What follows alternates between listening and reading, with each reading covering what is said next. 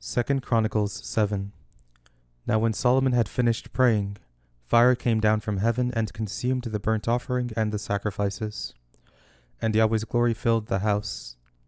The priests could not enter into Yahweh's house, because Yahweh's glory filled Yahweh's house. All the children of Israel looked on, when the fire came down, and Yahweh's glory was on the house.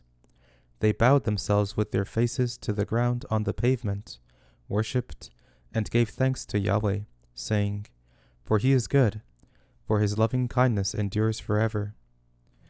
Then the king and all the people offered sacrifices before Yahweh.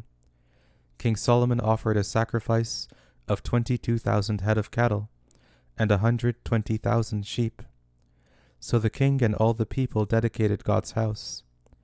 The priests stood, according to their positions, the Levites also with instruments of music of Yahweh, which David the king had made to give thanks to Yahweh, when David praised by their ministry, saying, For his loving kindness endures forever. The priests sounded trumpets before them, and all Israel stood. Moreover, Solomon made the middle of the court that was before Yahweh's house holy, for there he offered the burnt offerings and the fat of the peace offerings, because the bronze altar which Solomon had made was not able to receive the burnt offering, the meal offering, and the fat. So Solomon held the feast at that time for 7 days, and all Israel with him, a very great assembly, from the entrance of Hamath to the brook of Egypt. On the 8th day they held a solemn assembly, for they kept the dedication of the altar 7 days, and the feast 7 days. On the 23rd day of the 7th month, he sent the people away to their tents, joyful and glad of heart for the goodness that Yahweh had shown to David, to Solomon, and to Israel his people.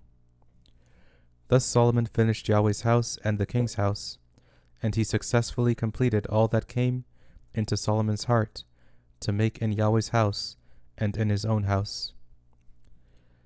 Then Yahweh appeared to Solomon by night, and said to him, I have heard your prayer, and have chosen this place for myself for a house of sacrifice.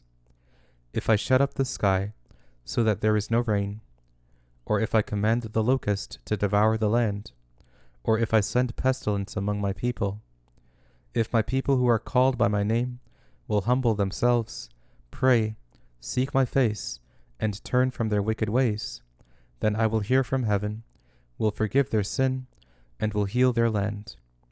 Now my eyes will be open and my ears attentive to prayer that is made in this place.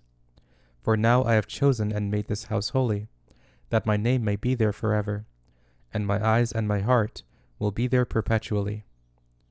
As for you, if you will walk before me as David your father walked, and do according to all that I have commanded you, and will keep my statutes and my ordinances, then I will establish the throne of your kingdom, according as I covenanted with David your father, saying, There shall not fail you a man to be ruler in Israel.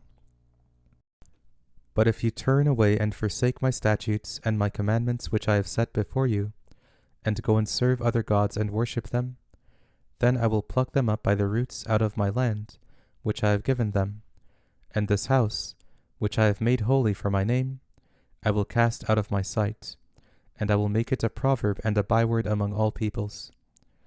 This house, which is so high, everyone who passes by it will be astonished and say, Why has Yahweh done this to this land and to this house?